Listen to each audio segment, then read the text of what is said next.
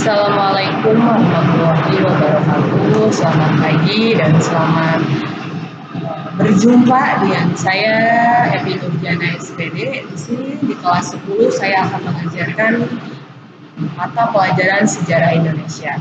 Sebelumnya saya mengucapkan dulu selamat datang kepada anak-anakku dari kelas 10 TKP 1, 10 TKP 2, 10 TKR 1, TKR 2, TBSN, dan multimedia. Selamat bergabung, semoga kalian semua betah-betah di SMK PGRI 1 Batam. Meskipun kita belajar dari tidak menjadi penghalang untuk kita menuntut ilmu. Pokoknya semangat untuk kalian semua, generasi muda yang mudah-mudahan jadi orang sukses.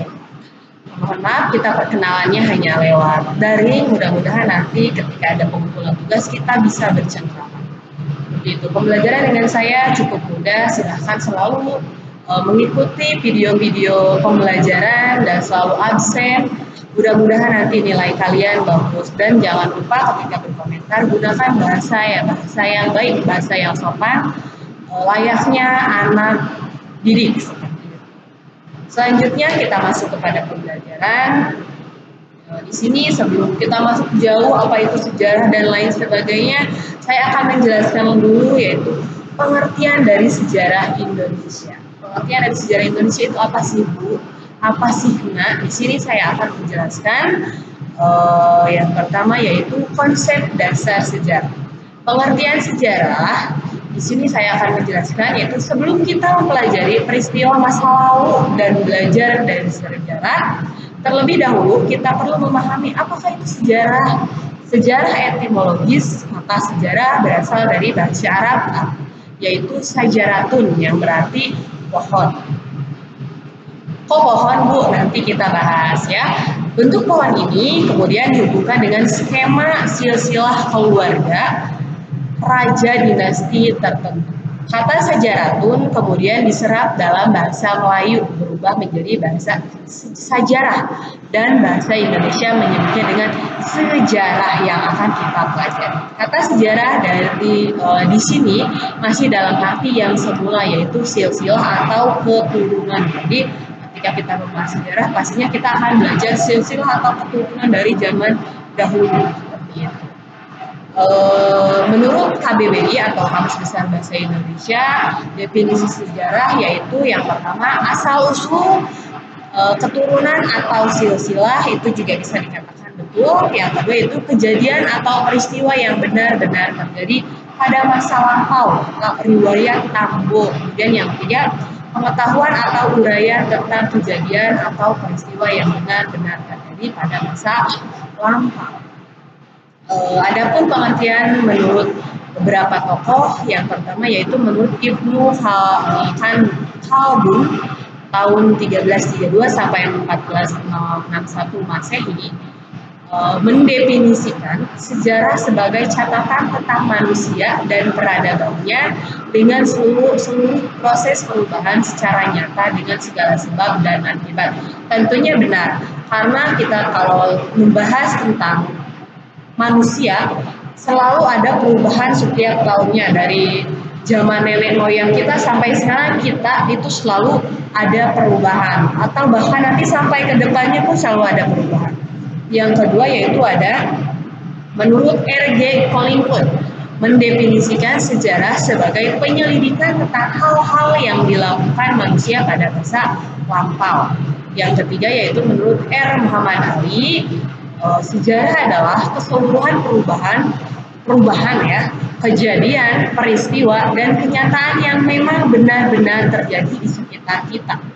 Yang kedua menurutnya yaitu cerita tentang perubahan-perubahan itu sendiri, ilmu yang menyelidiki tentang perubahan-perubahan peristiwa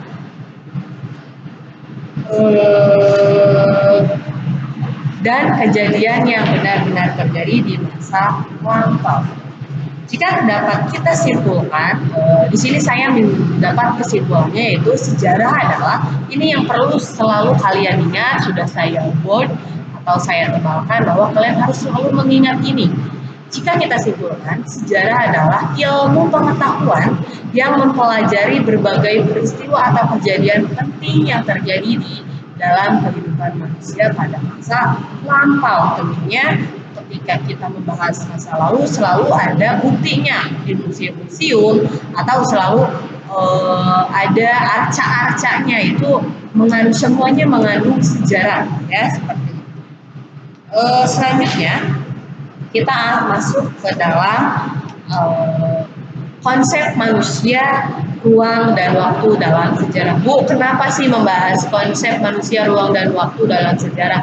Nah, karena ketika kita membahas tentang sejarah, tidak lepas dari konsep manusia.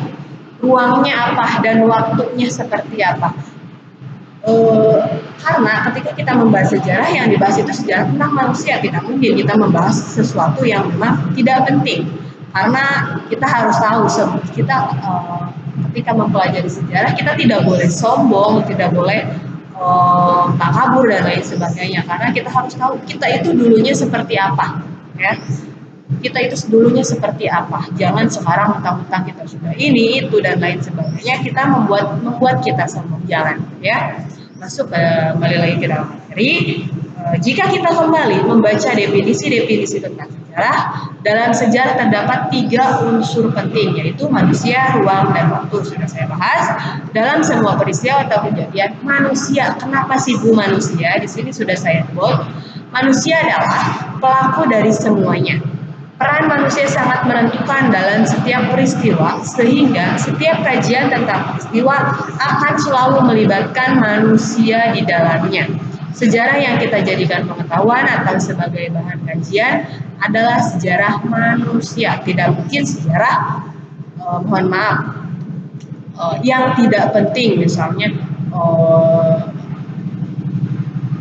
monyet dan lain sebagainya seperti itu. Sini kemudian ada peristiwa ataupun kejadian dari masa yang lalu selalu berlangsung dalam batasan ruang atau tempat tertentu. Sini ada unsur ruang yang menjadi tempat terjadinya peristiwa akan memberikan gambaran yang jelas kepada kita bahwa peristiwa itu memang ada dan nyata. Maksud unsur ruang di sini yaitu diruang-ruangkan. Ruangnya seperti apa pada tahun ini ke tahun ini tentang ini, kemudian tahun selanjutnya mengenai tentang ini. Nah, itu maksud ruang-ruang. Artinya untuk memperjelas atau mempermudah kita dalam mempelajari tentang sejarah. Yang ketiga ada waktu. Kenapa waktu? Yaitu akan menjadi batasan temporal dari setiap peristiwa yang telah terjadi atau berperjalanan hidup manusia. Sejarah manusia tidak dapat terlepas dari waktu. Hal tersebut akan dijelaskan lebih lanjut dalam uraian tentang konsep diakronik dalam sejarah. Nanti kita bahas. Hanya manusia yang memiliki kesadaran akan waktu. Oleh karena itu, hanya manusia yang mempunyai sejarah. Seperti itu. Nah, konsep waktu dalam sejarah meliputi 2 hal, yaitu ada proses kelangsungan dari suatu peristiwa dalam batasan waktu tertentu dan kesatuan berlangsung waktu, yaitu waktu pada masa yang lampau, sekarang, dan masa yang akan datang. Jadi waktu itu sangat penting dalam kita mempelajari sejarah. Masuk lagi ke yang ketiga, yaitu cara berpikir kronologis dalam mempelajari sejarah. Tentunya kalian selalu mendengar kronologis biasanya kalau kita membahas tentang kronologis berhubungan dengan kepolisian. Ketika ada suatu kejadian, polisi selalu ingin tahu kronologisnya seperti apa. Nah, di sini juga kita harus tahu ketika kita ingin mempelajari sejarah, kronologisnya seperti apa sih? Nah, di sini ada pembahasannya. Sejarah mengajarkan kepada kita cara berpikir kronologis. Kronologis tahu lah ya. Artinya berpikir secara runtut sesuai dengan urutan waktu terjadinya suatu peristiwa. Jadi ketika kita mempelajari sejarah harus runtut, harus dari awal sampai akhir itu kita tahu peristiwanya seperti apa. Jangan sampai ketika kita mempelajari sejarah kita tahu akhirnya saja. Akhirnya saja si A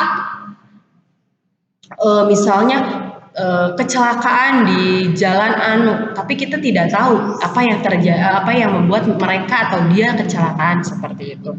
Konsep kronologis akan memberikan kepada kita gambaran yang utuh tentang peristiwa atau perjalanan sejarah dari tinjauan aspek tertentu.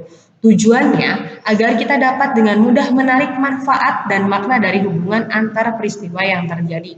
Jadi agar kita paham dari sejarah itu. Secara etimologis, kata kronologis berasal dari bahasa Yunani yaitu kronos dan logos.